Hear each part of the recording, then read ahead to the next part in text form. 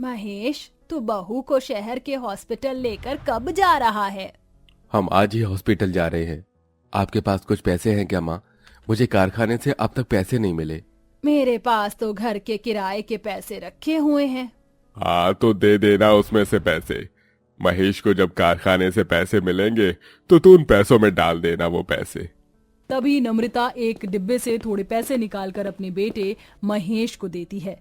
जानवी इस समय गर्भवती थी। छोटा गांव होने की वजह से वहां कोई बड़ा हॉस्पिटल नहीं था, जिस कारण महेश जानवी का इलाज शहर के हॉस्पिटल में करवा रहा था। तभी महेश जानवी घर से चले जाते हैं। माँ, साक्षी और मैं पायल के घर जा रहे हैं। दादी, मैं दोस्तों में खेलने जा रहा हूँ। जी, आप दवाई लेकर आराम कीजिए, मैं दोपहर के खाने की व्यवस्था करती हूँ। नम्रता आंगन में आकर मिट्टी के चूल्हे पर खाना बनाने लगती है। नम्रता अपने परिवार के साथ बड़ी गरीबी में अपना जीवन बिता रही थी। पता नहीं कब तक हमें इस गरीबी से जूझना पड़ेगा। अब 8 दिन बाद मकान का किराया 3000 रुपए चला जाएगा। बहू देखो गर्भवती है और महेश की कमाई देखो इतनी कम।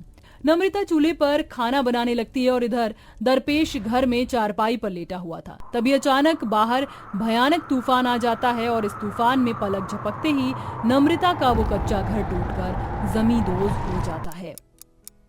दरपेश जी, अरे मेरे पति, दरपेश जी। तभी तूफान के थमते ही कुछ लोग वहां आकर उस मलबे को हटाकर दरपेश को निकालने लगते हैं। दरपेश जी। तभी कुछ लोग दरपेश को उस मलबे से बाहर निकाल लेते हैं। दरपेश बेहोश था। दरपेश जी, उठिए ना दरपेश जी। हमें दरपेश काका को तुरंत हॉस्पिटल ले जाना होगा। तभी सब दरपेश को शहर के उसी हॉस्पिटल में लेकर आते हैं जहां जानवी महेश आए थे। अपने पिता की ऐसी हालत देखकर महेश जानवी के होश उड़ जाते हैं। माँ, क्या हुआ पिताजी को? पिताजी उठिए। तभी डॉक्टर दरपेश को ऑपरेशन थिएटर में लेकर चले जाते हैं। नम्रता महेश को सारी बात बताती है। क्या पिताजी के ऊपर हमारा घर गिर गया? अनुजा, साक्षी भी नमन को लेकर उस हॉस्पिटल में आते हैं। करीब 2 घंटे से लगातार चल रहे ऑपरेशन के बाद दरपेश की जान बच जाती है, पर दरपेश जीवन भर के लिए दोनों हाथों पैरों से अपाहिज हो जाता है। कुछ दिन बाद दरपेश की हॉस्पिटल से छुट्टी हो जाती है। महेश बेटा, अब कहाँ जाएंगे हम? हमारा घर तो टूट गया। हमें कोई दूसरा घर देखना होगा। आप सब यहीं रुकिए, मैं गांव में दूसरा घर देख कर आता हूँ। महेश गांव में आता है और दूसरे घर की तलाश में घूमता है, पर पैसों के ना होने से कोई भी उसे घर किराए से नहीं देता। तभी महेश अपने कारखाने के मालिक के पास जाता है तो तूफान के कारण वो कारखाना भी टूट चुका था, जिसके चलते अब वो कारखाना भी बंद हो चुका था और साथ में महेश का काम भी चला गया था। भगवान जी, इस तूफान ने तो हमारा जीवन ही उजाड़ कर रख दिया। अब कहाँ ले जाऊं मैं इतनी गर्मी में अपने परिवार को? तभी महेश को अपने बचपन का दोस्त दीपक मिलता है। दीपक अपने पैसों से महेश को गांव में एक कमरे का छोटा सा किराए का घर दिला देता है। महेश अपने परिवार के साथ उस घर में रहने चला आता है। वो तो अच्छा हुआ माँ, आप पिताजी को शहर के सरकारी हॉस्पिटल में ले गए थे, जहाँ पिताजी का मुफ्त में ही इलाज हो गया, वरना प्राइवेट हॉस्पिटल का खर्च हम कहाँ से दे पाते। मैं जिस कारखाने में काम करता था वो कारखाना भी पूरी तरह से टूट चुका है। अपने जीवन में आई भयंकर तूफान और तबाही को देखकर सब काफी परेशान हो चुके थे। तभी अगले दिन महेश गांव में काम की तलाश में आता है तो उसे कहीं भी काम नहीं मिलता। इधर साक्षी, अनुजा आसपास के लोगों से खाना मांग कर लाने लगे। करीब 2 दिन ऐसे ही बीत जाते हैं, पर अब तक महेश को काम नहीं मिल पाया था। एक दिन दोपहर में सब घर में गर्मी से परेशान बैठे थे। नम्रता, मुझे बहुत गर्मी लग रही है। पंखा चालू करना, इस गर्मी में तो मेरा दम घुट रहा है। जी, कहाँ से पंखा चालू करूं? हमारे घर में तो पंखा ही नहीं है।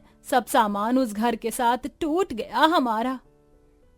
इस घर में तो सच में कितनी गर्मी लग रही है। ससुर जी बीमार हैं, उन्हें गर्मी भरा माहौल नुकसान दे सकता है। माँ जी, हम कुछ बोरियों को गीला करके ससुर जी के शरीर पर डाल देते हैं। गीली बोरियों से ससुर जी को ठंडा तो लगेगा। मैं गांव में किसी से बोरियां मांग कर लाती हूँ। अगर महेश जी को काम नहीं मिला तो हमारा गुजारा कैसे होगा? गर्मी के कारण तो सबका हाल से बेहाल हो रहा है। सुनो बेटा, क्या तुम्हारी नजर में कोई मेहंदी लगाने वाली लड़की है? वो क्या है ना, कल मेरी बेटी की शादी है और हमने शहर से जिस मेहंदी आर्टिस्ट को बुलाया था उसकी अचानक तबीयत खराब होने से वो आ नहीं पाई। क्या तुम किसी को जानती हो जो अभी मेरी बेटी को मेहंदी लगा सकती है? मेहंदी तो मुझे भी बहुत अच्छे से लगानी आती है। शादी से पहले तो मैंने मेहंदी का कोर्स भी किया है।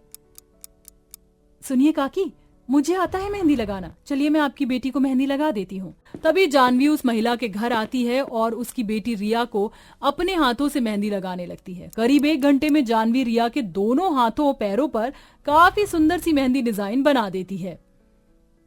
वाह दीदी, आपने तो कितनी सुंदर डिजाइन लगाई है मुझे। तभी उर्मिला जानवी को 2000 रुपए देती है। अरे नहीं काकी, मुझे पैसे नहीं चाहिए। रख ले बिटिया, ये मैं खुशी से दे रही हूँ तुझे।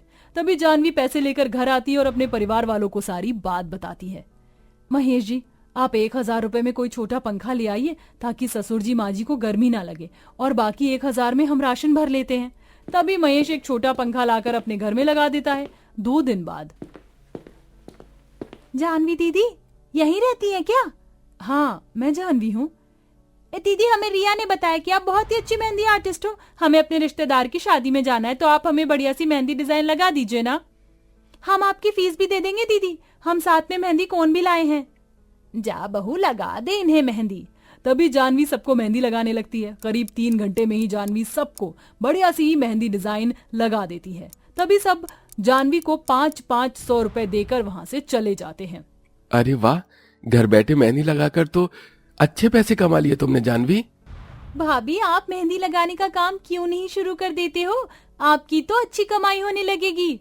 भाभी, हम गांव में हर जगह जाकर ये बात फैला देते हैं कि आप मेहंदी लगाने का काम करती हो। जब लोगों को आपके काम के बारे में पता चलेगा तो लोग खुद आपके पास मेहंदी लगवाने आएंगे, जैसे अभी आए थे। बहू, तो इन पैसों में कुछ मेहंदी के कोन ले आ और अपना मेहंदी लगाने का कारोबार शुरू कर दे। तभी अनुजा, साक्षी गांव में जाकर हर जगह जानवी के मेहंदी लगाने के काम की बात फैला देते हैं और महेश जानवी को कई सारी मेहंदी के कोन लाकर देता है। उसके बाद रोज रोज जानवी के पास कई सारी महिलाएं मेहंदी लगवाने आने लगी और जानवी सबको मेहंदी लगाकर खूब पैसे कमाने लगी। करीब 20 दिन यूं ही बीत जाते हैं। एक शाम सब घर में गर्मी से परेशान बैठे थे। जानवी एक लड़की को मेहंदी लगा रही थी। जानवी दीदी, आपके इस घर में कितनी गर्मी लग रही है। आपके घर में एसी नहीं है क्या? नहीं, हमारे घर में एसी नहीं है। तो आप घर में एक एसी लगवा दीजिए ना। एसी की वजह से आपके पास आए ग्राहकों को गर्मी नहीं लगेगी। जानवी, वैसे बात तो सही है, इस बार गर्मी कुछ ज्यादा ही है। हम एक एसी खरीद ही लेते हैं ना। एसी आने से हमें भी गर्मी नहीं लगेगी और तुम्हारे ग्राहक भी काफी खुश हो जाएंगे। हमारे पास तो अभी केवल 5000 रुपए ही जमा हो पाए। अभी थोड़े पैसे और जमा होने दीजिए, फिर हम एसी खरीद लेंगे। उसके बाद दिन प्रतिदिन ऐसे ही बीतने लगे। अब जानवी के पास जो महिलाएं मेहंदी लगाने आती हैं वो गर्मी की वजह से मेहंदी लगाए बिना ही वापस चली जाती हैं, जिसके चलते अब जानवी की कमाई ही नहीं हो पा रही थी। एक शाम सब घर में बैठे थे। गर्मी के कारण तो अब कोई भी मुझसे मेहंदी नहीं लगवा रहा। बड़ी मुश्किल से तो हमारे घर में कमाई की एक उम्मीद आई है। अगर ये भी चली गई तो हम क्या करेंगे? जानवी, मैं एक दुकानदार को जानता हूँ जो उधारी से महीने से सामान बेचता है। हम 5000 रुपए देकर उस दुकानदार से एक एसी खरीद कर लाते हैं ना, और महीने के महीने हम उसे पैसे देते रहेंगे। तभी अगले दिन जानवी और महेश एक दुकान से किश्तों पर एक नया एसी खरीद कर लाते हैं और अपने घर में एसी लगाकर एसी की ठंडी हवा का आनंद लेते हैं। अरे वाह, इस एसी में तो जरा भी गर्मी नहीं लग रही। तभी 2 महिला मेहंदी लगवाने जानवी के घर आती हैं। वाह, कितना ठंडा लग रहा है इस एसी में।